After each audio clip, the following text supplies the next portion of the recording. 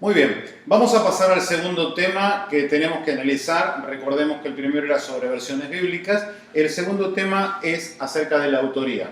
Y acá como título tenemos individuos identificables. Eso significa que tenemos plena certeza, tenemos absoluta seguridad por los registros históricos, por las referencias que hacen ellos a sus mismas personas, por los datos que nos dan acerca de su familia, de sus parientes. Estos datos de alguna manera nos certifican la autoría confiable de una determinada cantidad de libros. Al final de la clase que vamos a tener en este día, nos vamos a encontrar con algunos problemas en algunos libros donde no hay una referencia puntual o específica. Pero para entrar en tema, para que ustedes puedan identificar, nos vamos a encontrar el primer caso. Vamos a tener a Moisés, el escritor del Pentateuco. Tenemos allí los primeros 5 libros de la Biblia, conocido como la Torá o la Ley, donde este hombre fue dirigido por Dios. Dios mismo en el libro de Éxodo nos relata que Dios le dijo escribe. Dios le habló directamente. Si bien la presencia de Dios había ejercido esta posibilidad de escribir cuando Moisés sube al monte y lleva estas tablas, y dice la Escritura que Dios mismo trabajó sobre esas tablas de piedra. Ahora bien, posteriormente a esto recibe un llamado de parte de Dios para dejar escrito todas estas leyes que van a ser fundamentales en el inicio, en la organización del pueblo de Israel. Recordemos que ellos están saliendo de Egipto, son aproximadamente, conforme a la mayoría de los escritores bíblicos, más de 1,5 millones y algunos hasta casi 2 millones de personas consideran.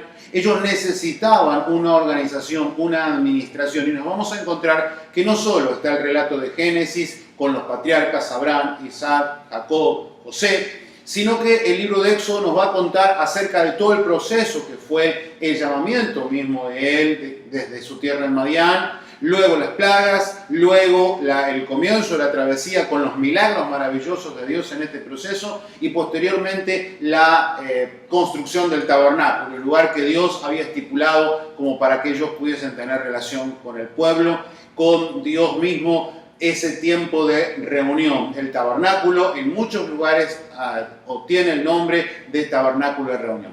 Posteriormente nos encontramos con el libro de Levítico, donde nos vamos a poder ubicar en todo ese contexto de leyes. Esta tribu de Leví que tenía 3 hijos, Gersón, Coat y Merari, destinados directamente por Dios para llevar adelante todo un proceso de construcción, elaboración, cuidado y traslado del tabernáculo. Y los otros 2 libros, Números, donde nos encontramos con los 2 censos, uno a la salida y otro casi al final del recorrido de estos 40 años, donde se nos va a informar acerca de la cantidad de muertos que hubo, las murmuraciones, y posteriormente el último libro que va a cerrar mayor parte del material escrito y redactado directamente por la mano de Moisés, y luego los últimos capítulos el colaborador directo que tenía, que era Josué.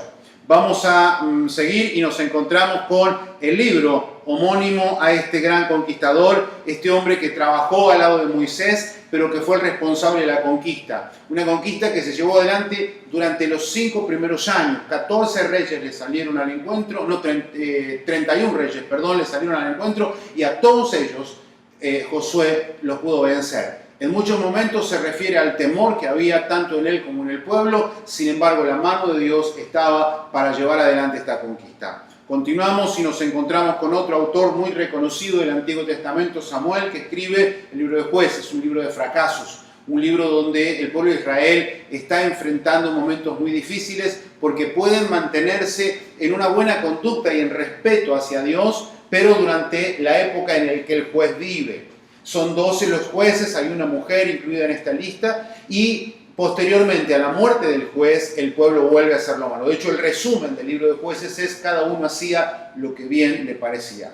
Vamos al siguiente material y nos encontramos con este gran hombre David y sus salmos. Tenemos en nuestra escritura más de 70 salmos atribuidos a él, pero conforme a los estudiosos hablan de 3.000 canciones, 3.000 escritos que puedan atribuirse a este gran cantor de Israel. Vamos adelante y nos encontramos con el hijo de David, Salomón, quien es el escritor del libro de Proverbios, Eclesiastés, un libro que escribe al final de su vida, donde absorbió el fracaso de haber querido buscar en su propia sabiduría cosas que no pudo encontrar, que no supo encontrar en Dios. Él tuvo 40 años de gobierno, igual que Saúl, igual que David. Sus primeros años maravillosos y los últimos realmente están reflejados en ese libro, donde él habla acerca de que todo es vanidad, que nada tiene un atractivo para sí. Y el último libro que mencionamos de él, Cantar de los Cantares, un libro que se le atribuye también a Salomón, con la Sulamita, una mujer de la cual él estaba profundamente enamorado, y él escribe poemas de amor exaltando ese amor puro de pareja que tanto necesita la humanidad hoy también. Vamos a hablar acerca de los profetas y tenemos los libros homónimos. Allí tenemos 16 libros donde nos vamos a encontrar los 4 mayores, Isaías, Jeremías, Ezequiel y Daniel, y luego nos vamos a encontrar con los 12 menores. La referencia de menores no tiene nada que ver con la importancia del mensaje. A lo que se refiere menores es a la cantidad de contenido. Cuando miramos los 12 profetas menores, sumados todos ellos, nos da un total de 67 capítulos. Y aquel conocedor de la Escritura sabe que el libro de Isaías, solamente ese libro, tiene 66 capítulos. Entonces se refieren a menores por la cantidad de papel, por la cantidad de contenido en letra o posteriormente, como conocemos hoy, en cantidad de capítulos.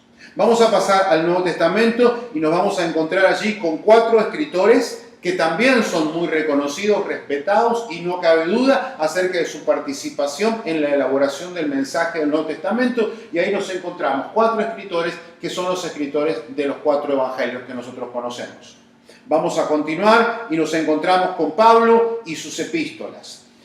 Posteriormente vamos a hacer una referencia sobre él, pero en este primer momento podemos asegurar que a Pablo se le atribuyen 13 cartas que él de su propia mano escribió. Hubo algunos colaboradores que tuvo, algunos amanuenses, secretarios que trabajaron con él, pero 13 son las que de alguna manera respetamos la autoría y podemos decir que es un autor totalmente identificable por el estilo, por las características, por el vocabulario. En muchos de ellos él directamente se presenta como yo, Pablo, el apóstol, yo, el Pablo, el siervo. O sea, no hay dudas en muchas de ellas. Vamos a otra serie de epístolas que tenemos como las epístolas generales. Allí tenemos la de Santiago, las de Pedro y las de Judas, donde nos vamos a encontrar con mucha referencia a gente que estaba dispersa. Cuando hablamos de epístolas generales o universales, nos referimos a estas cartas que eran de un tono circular, que tenían que ir más allá de la iglesia ubicada en Jerusalén y tal vez en las zonas cercanas a la tierra de Canaán. Estas cartas tenían que tener una característica circular donde iban a llegar a los dispersos, a los que fueron participantes de la diáspora. Es decir, aquellos que fueron llevados cautivos, tanto en la época de Asiria, por la destrucción del reino del norte en el 722, o aquellos que fueron llevados cautivos a partir de la primera deportación de Nabucodonosor en el año 597. Ahora, cuando empezamos en esto, y en el 605 también, cuando pensamos en esto, mucha gente estaba dispersa por estas secciones de Asia, donde la palabra de Dios tenía que llegar. Ahora, estos escritores bíblicos son responsables de llegar con el mensaje a este pueblo. Lucas tenemos el último, donde nos vamos a encontrar acerca de la historia relatada de la iglesia primitiva. Él es el compañero de viajes del apóstol Pablo y vamos a tener allí a este hombre que se suma al segundo viaje misionero de Pablo, y a partir de allí él toma la tarea de recopilar información, y así lo dice, que después de haber releído, después de haber estudiado, él llegó a entender cómo tenía que escribir tanto su evangelio como la continuación del evangelio. O sea, el evangelio de Lucas como tomo 1 y el libro de los Hechos como el tomo 2, porque hace la continuación de su mensaje respecto a la persona de Jesucristo. Hasta aquí lo que tiene que ver con autoría, con hombres identificables y la responsabilidad que ellos tuvieron de transmitir el mensaje del Evangelio a cada uno de los pueblos o situaciones contemporáneas en las cuales vivieron. Gracias.